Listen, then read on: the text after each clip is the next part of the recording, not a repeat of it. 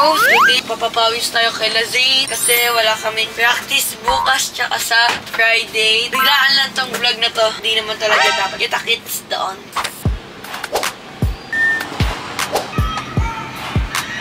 Mga bros, first time tayo makakapagtayo kay Lazane. First time tayo makakalaro sa kanila. Nandito na tayo mga bros.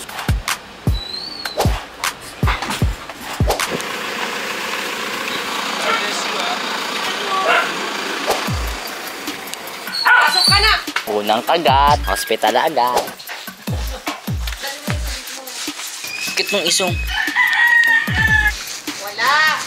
Wow! Amazing vlog! Ano to? Ay, dinawin ni si Mama.